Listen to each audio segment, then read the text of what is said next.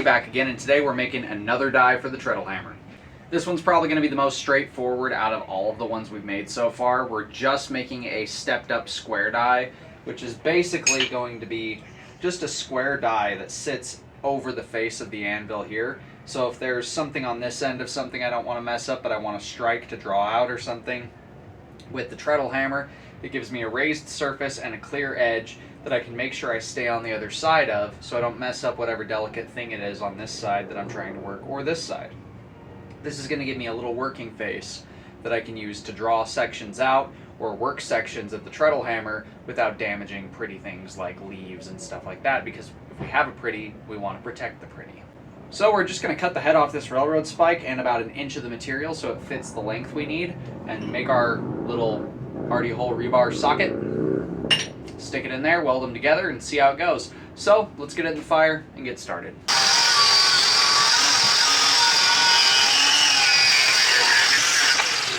Now that we got the head cut off the railroad spike, we can go ahead and light the fire, get started on the shank.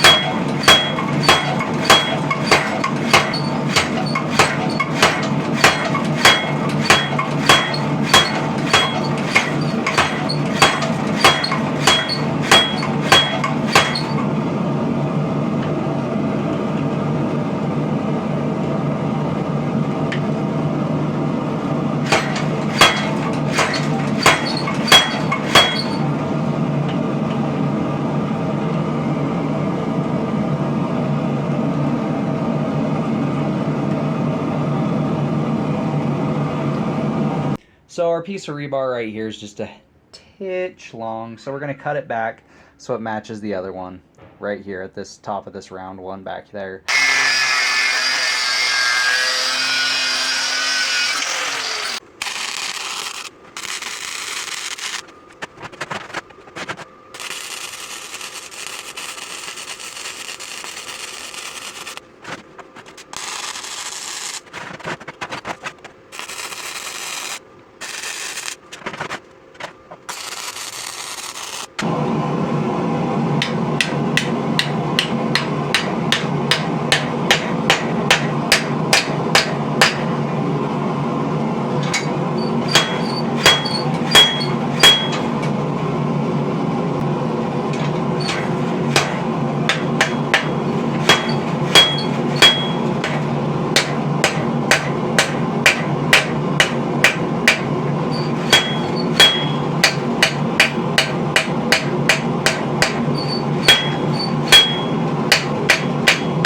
And just like that, we've got our little square section, basically corner section.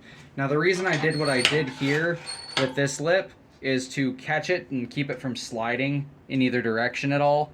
so that way when I'm using it, it stays fixed in one position.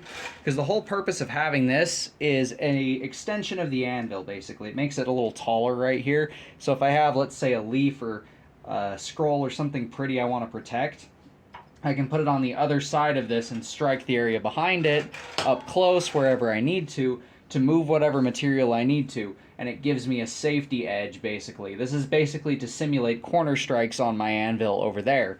The reason I have it this far over is because I want it to be kind of further back on the hammer face like it is right now, where it's closer to the back end than the front, so that way there's less likelihood of that hammer accidentally striking stuff I don't want it to, and it gives me just enough of a heel there. It gives me just enough of a heel there to where if I want to stretch material over a corner side, I can do that on this side or on the other side. Even though this is probably the simplest one I made out of all these dies, this one's probably going to be getting used a lot more than some of the others. But that does it for today's video. If you guys like what you're seeing, do me a favor and do that thing right there. And until next time, God bless, stay sharp out there. If you're looking for a custom sharp object like a knife, sword, polearm, or whatever, check out the Etsy store. Link will be at the end of the video and in the description. I'll see you guys in the next video.